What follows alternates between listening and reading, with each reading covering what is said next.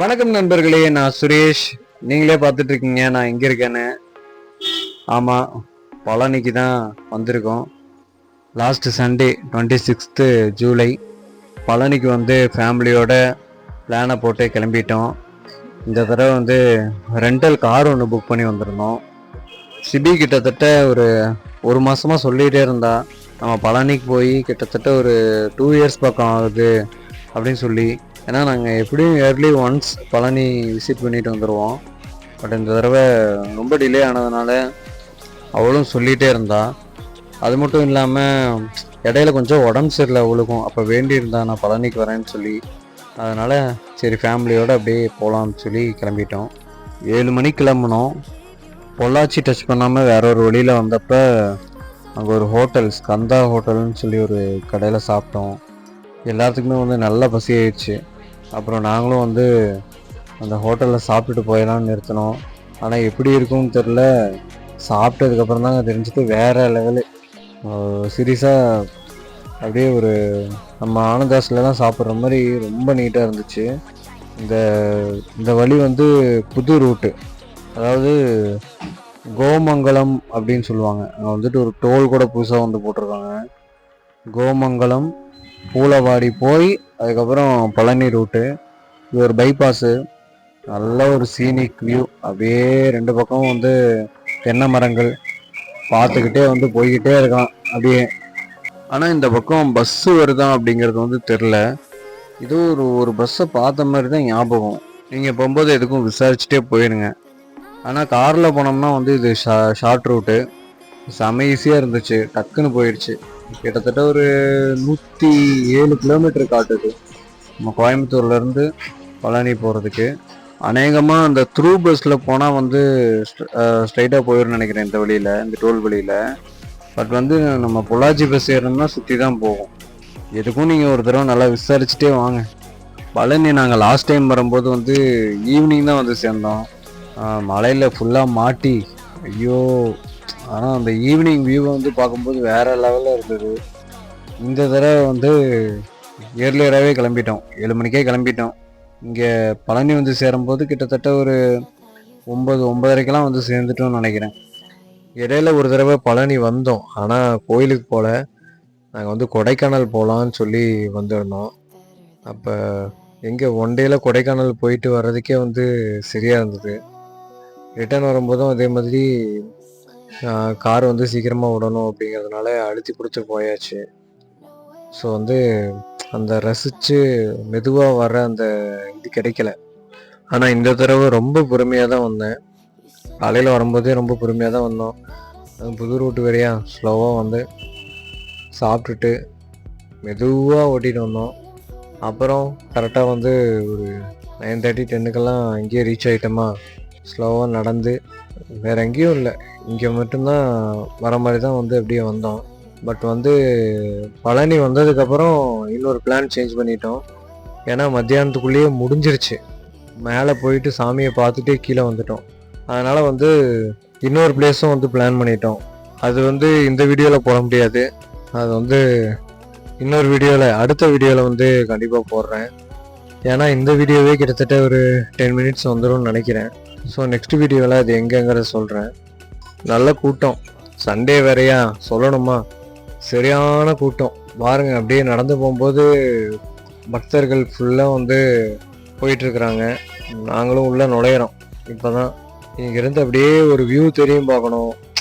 அது வந்து அப்படியே அவ்வளோ சந்தோஷமாக இருக்கும். அந்த மலையை பார்த்துட்டே அப்படியே இங்கேருந்து நடந்து போகிறது. இந்த கொஞ்சம் டிஸ்டன்ஸ் தான், ஆனால் இங்கேருந்து அந்த நடந்து போகிறது, இந்த ரெண்டு பக்கமும் இருக்கிற அந்த கடைகள், அப்படியே அந்த கலகலப்பாக ஃபுல்லாக பக்தர்கள், அந்த ஒரு வைப் இருக்கு பாருங்க, வேற லெவலில் இருக்கும். பழனின்னு சொன்னாலே இந்த இடம், அந்த நடந்து போகிறது, அங்கே முன்னாடி போய் கோயிலை பார்க்கறது அப்படிங்கிறது ரொம்ப ரொம்ப சந்தோஷமாக இருக்கும். என்ன இப்போ வந்து பழனி மேலே வேற மொபைல் கொண்டு போக முடியாது, கீழேயோட முடிஞ்சது. கீழே மொபைலில் வச்சுட்டு போயிட வேண்டியதுதான். அதனால் நாங்கள் கீழேயே மேக்ஸிமம் எவ்வளோ முடியுமோ அவ்வளோ வந்து வீடியோ எடுத்திருக்கோம். என்னையை விட சிபிக்கு தான் வந்து முருகனா ரொம்ப இஷ்டம். ஏன்னா எப்போவுமே வீட்டில் வந்து முருகனை தான் கும்பிட்டுட்ருப்பான். அதே மாதிரி ஏதாவது விரதம், ஏதாவது தைப்பூசம் அது இதுன்ட்டு எது வந்துச்சுனாலும் முருகனை வந்துட்டு மெயினாக கும்பிட்றது சிபி தான். அதுக்காக நான் கும்பிட மாட்டேன்ட்டு இல்லை, நானும் கும்பிடுவேன். ஆனால் சிபி வந்து என்னை விட எப்பவுமே வந்து கும்பிடுவான். நான் முதல்ல எப்பவுமே வந்து கண்ணனை தான் கும்பிடுவேன். எதுனாலும் கண்ணனை வந்து ஃபஸ்ட்டு இப்போ எனக்கு பிடிச்ச ஒரு கடவுள்னா முதல்ல நான் கண்ணனை கும்பிட்டு அதுக்கப்புறம் மற்ற கடவுள்களை கும்பிடுவேன். அவங்களுக்கு ஒரு விருப்ப கடவுள் இருப்பாங்கள்ல, அந்த மாதிரி தான் வச்சுக்கோங்களேன். ஆனால் அந்த கண்ணனே வந்து மகாபாரதத்தப்போ சொல்லியிருப்பாரு, தேவ சேனாதிபதியில் ஸ்கந்தன் நான் அப்படின்னு சொல்லி. அதனால் எப்படி நம்ம முருகனையும் விடுவோம், முருகனையும் எப்பவுமே கும்பிட்டுட்ருப்போம். ஆனால் நம்ம தமிழ்நாட்டை பொறுத்த வரைக்கும் முருகனுக்கு தான் வந்து எனக்கு தெரிஞ்ச பக்தர்கள் அதிகம்னு நினைக்கிறேன். கொஞ்சம் அந்த வடநாட்டு சைடு, நார்த் இந்தியா சைடெலாம் போனோம்னா கண்ணனுக்கு பக்தர்கள் ஜாஸ்தி. கேரளாவில் சொல்லவே வேணாம், கண்ணனுக்கு தான் இம்பார்ட்டன்ட், குருவாயூர். அதே சமயம் முருகனையும் வந்துட்டு வழிபடுவாங்க. பழனிலேயே பார்த்தீங்கன்னா நாங்கள் போனப்போ ஃபுல்லாக வந்து மலையாளிஸ் தான். பழனி ஆகட்டும், இல்லை வந்து நிறையா முருகர் கோயில்கள்லாம் நான் வந்துட்டு மலையாளிஸை நிறைய பேரை பார்க்குறேன். என்னடா இந்த ஊராக வந்து பிரித்து இவங்கள கும்பிடுவாங்கன்னு சொல்லிட்டு இருக்கேன்னு சொல்லி நினைக்காதீங்க. கண்டென்ட் இல்லை ஆக்சுவலாக, அதனால் வந்துட்டு அப்படி சொல்லிட்டு இருக்கேன். என்ன சொன்னாலும் நம்ம இந்தியாவை பொறுத்த வரைக்கும் வந்து ஒரு ஸ்பிரிச்சுவல் நிறைய இம்பார்ட்டன்ட் கொடுக்குற ஒரு நாடுனா நம்ம இந்தியா தான். இந்த வியூவை பாருங்கள், ஆஹா. ஆனால் இப்போ முன்னாடி இதெல்லாம் கட்டியிருக்காங்க, முதல்ல இதெல்லாம் இருக்காது இல்லையா? முதல்ல வந்து இந்த முன்னாடி இந்த கோபுரம்லாம் இருக்காது. அப்படியே வந்தோடனே முதல்ல விநாயகர் இருப்பார், கும்பிட்டு போவோம். இப்போ இதெல்லாம் கட்டியிருக்கிறது கூட ரொம்ப அழகாக இருக்குது பார்க்குறதுக்கு.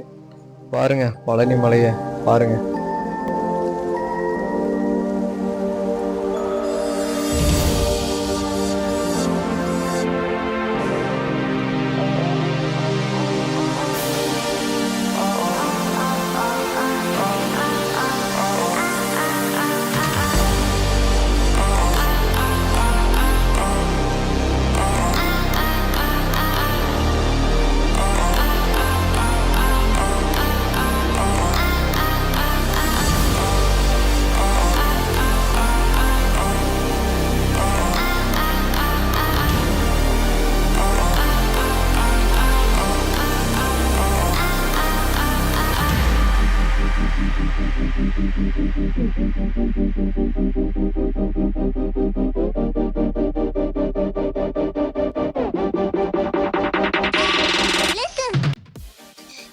அவ்வளோதான் நண்பர்களே, மேலே போய் சாமி கும்பிட்டுட்டு நல்ல தரிசனம் பார்த்துட்டு ரிட்டர்ன் வந்துட்டோம்.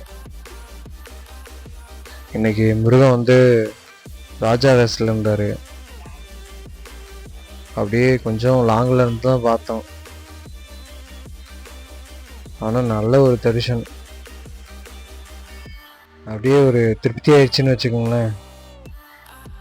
சந்தோஷமாக பார்த்துட்டு ரிட்டர்னும் வந்துட்டோம். ஆனால் வந்து இந்த மொபைல் கொண்டு போகாததும் ஒரு வகையில் வந்து நல்லது தான் போல். ஏன்னா பொறுமையாக வந்து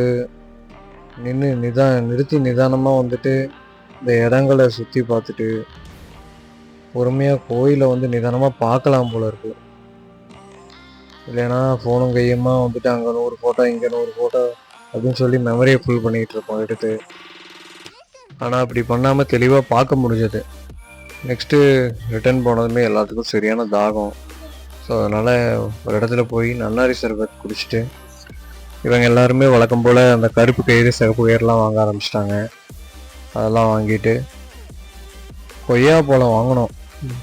1 கிலோ என்னமோ கொய்யாப்பழம் வாங்கினோம். வேறு லெவல் டேஸ்ட்டு. ஸ்வீட்டு நான் இனிப்புன்னா அப்படி ஒரு இனிப்பு. அவன் வந்து ரிட்டன் வீட்டுக்கு வர்றதுக்குள்ளேயே வந்துட்டு அந்த கொய்யாப்பழம் காலி ஆயிடுச்சுன்னா பார்த்துங்க, அவ்வளோ டேஸ்ட்டாக இருந்தது. சாப்பிட்றதுக்கும் வந்துட்டு அவ்வளோ ஹார்டாக இல்லை, சாஃப்டாக இருந்தது. ஸோ எல்லாம் வாங்கி முடிச்சுட்டு அப்படியே போயிட்டு இருந்தோம்.